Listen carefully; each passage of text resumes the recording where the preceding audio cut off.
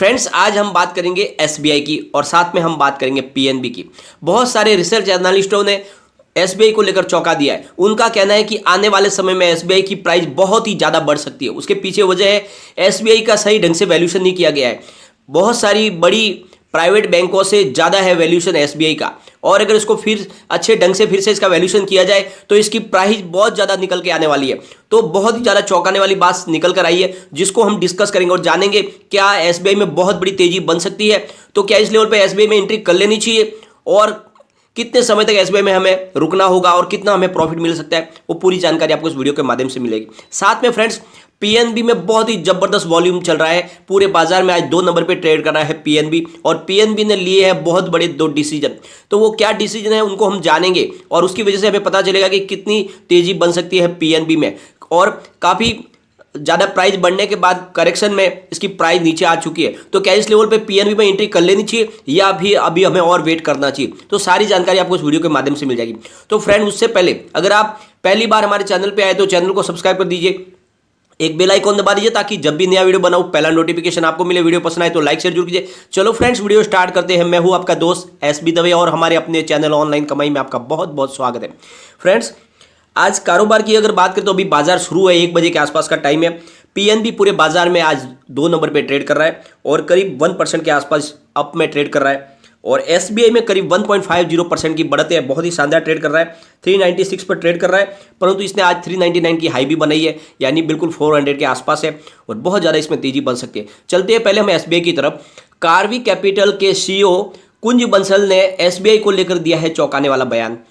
कुछ वर्षों से, यानी करीब 5 से 6 वर्षों से, विशेष करके सार्वजनिक क्षेत्र की बैंकिंग सेक्टर ने लगातार अंडर परफॉर्मेंस रहे हैं। उनका कहना है कि विशेष करके सार्वजनिक क्षेत्र की जो बैंकिंग सेक्टर है वो लगातार अंडर परफॉर्मेंस रहे हैं, लेकिन अक्टूबर नवंबर में पहली बार डीआईपीएम सचिव के बयान के बाद माहौल बदल गया है, जब उन्होंने बयान दिया कि हम सार्वजनिक क्षेत्र के मूल्यांकन में नए मानदंड जोड़ेंगे, और फिर उसके बाद से उनका मार्केट कैप बढ़ना शुरू हो गया है। इसके साथ में ही उन्होंने जोड़ा है कि निजी क्षेत्र की जो बैंकें हैं वो सही तरीके से अपना मूल्यांकन दर्शा रहे हैं या नहीं, इसकी भी जांच होनी चाहिए।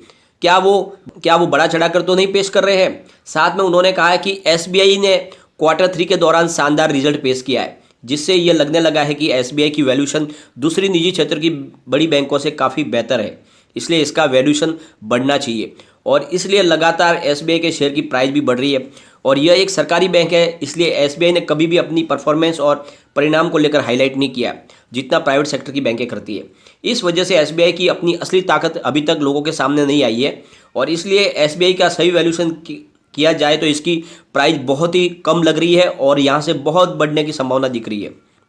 तो इस तरह से उन्होंने एक बड़ी बात कही है कि एसबीआई का वैल्यूएशन कम है और इसकी प्राइस में बहुत ज़्यादा बढ़ोतरी की संभावना अभी भी बन रही है। साथ में दूसरी जो अपडेट है फ्रेंड्स, एसबीआई के पैसे डूबने की संभावना दूसरी बैंकों से बहुत ज़्यादा कम होती है, यानी जो प्राइवेट बैंक है उनसे एसबीआई के अंदर पैसे डूबने की संभावना कम है, यानी उनके पैसे एनपीए होने की संभावना कम बनती है, क्योंकि वो हर 5 में से 1 सरकारी कर्मचारी को ही लोन देती है।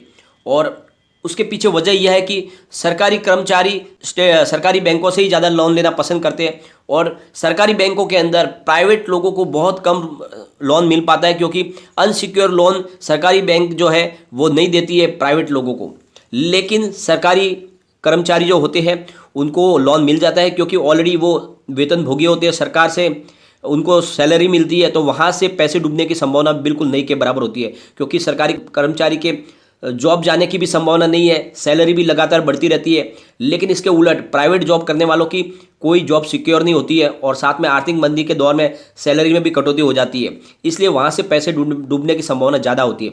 चूँकि प्राइवेट जॉब वाले को सरकारी बैंकों से जल्दी लोन नहीं मिल पाता, इसलिए वो प्राइवेट बैंकों से ही लोन लेते हैं, और इसलिए प्राइवेट बैंकों को पैसे डूबने का खतरा ज़्यादा है, और इसलिए एसबीआई और दूसरी जो सरकारी बैंक है इस मामले में बेहतर पोजीशन पे है, और ऐसा कहना है वेल्थ मिल्स सिक्योरिटीज़ के क्रांति बातनी का।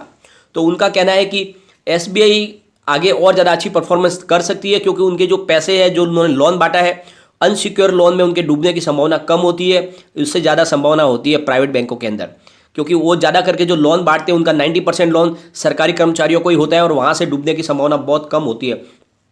तो इस तरह से फ्रेंड्स, एसबीआई के अंदर से जो मामला निकल के आ रहा है बहुत ही तेजी का बन रहा है और आगे इसमें बहुत ज़्यादा बढ़त हो सकती है और इसकी प्राइस जैसे कि लोग बोल रहे हैं कि बहुत जल्द इसकी प्राइस तो 1000 रुपये के ऊपर भी जा सकती है स्टॉक की, जिस तरह से माहौल बना हुआ है।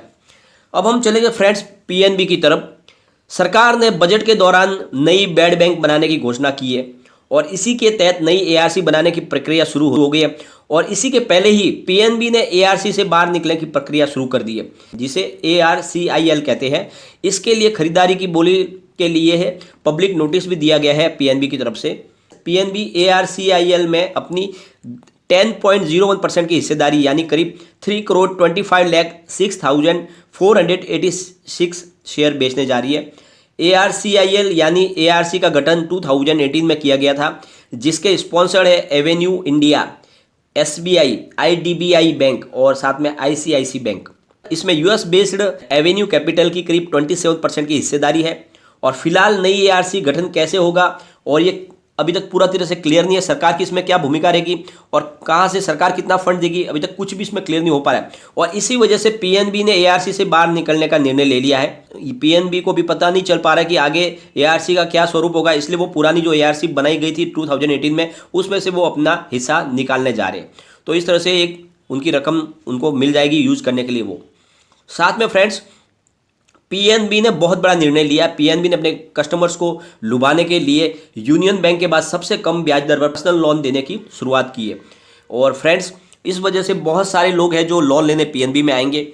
और अगर हम इसकी लिस्ट देखें तो यूनियन बैंक दे रहा है 8.90% इंटरेस्ट पर लोन, साथ में पीएनबी दे रही है 8.95% इंटरेस्ट पर लोन और सेंट्रल बैंक ऑफ इंडिया दे रही है 8.95% इंटरेस्ट पर लोन।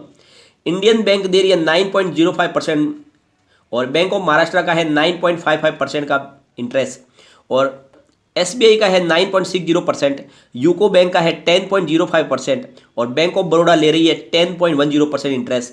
फेडरल बैंक ले रही है 10.49% इंटरेस्ट और HDFC बैंक ले रही है 10.50%।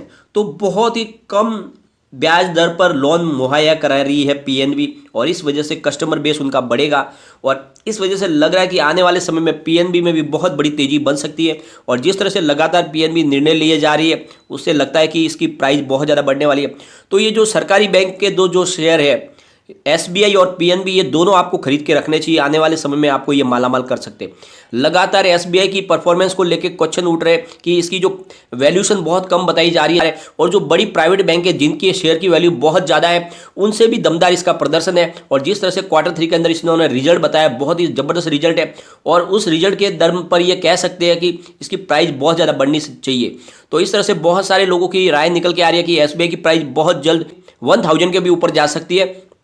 तो इसलिए आपको SBI में इस लेवल पे निवेश करना चाहिए और जैसे कि फ्रेंड फाइनेंस सेक्टर और साथ में बैंकिंग सेक्टर में बहुत ज़्यादा निवेश हो रहा है लगातार और अब म्यूचुअल फंड ने भी लगभग खरीदारी शुरू कर दी है क्योंकि काफ़ी समय से 2-3 महीनों से उन लोग बिल्कुल सेलर थे लेकिन अब उन्होंने अपनी फिर से फ्रेश बाइंग शुरू कर दी है। तो इसकी वजह से आगे आने वाले समय में प्राइस बढ़ेगी। जो विश्व के बाजार है वो इंडिया के बाजार पे नज़र गड़ाए हुए और वहाँ पे इन्वेस्टमेंट करना चाहते हैं, इसलिए अभी भी इंडिया का बाजार उनको वैल्यूबल लग रहा है। बाहर का जो इन्वेस्टमेंट निवेश बहुत ज़्यादा यहाँ पे आ सकता है। तो इस वजह से फाइनेंस और बैंकिंग सेक्टर में तेज़ी बनेगी। तो ये दोनों जो शेयर है बहुत ज़्यादा दौड़ने वाले हैं, तो आपको इन्वेस्टमेंट करके रखना चाहिए। लेकिन फ्रेंड कोई भी इन्वेस्टमेंट करने से पहले अपने फाइनेंशियल एडवाइजर से एक बार एडवाइस ले ले या अपना खुद का रिसर्च करें, क्योंकि मैंने वीडियो आपके एजुकेशनल पर्पज़ के लिए ही बनाया। वीडियो पसंद आए तो लाइक शेयर जरूर कीजिए और चैनल को सब्सक्राइब कर दीजिए। Thank you friend.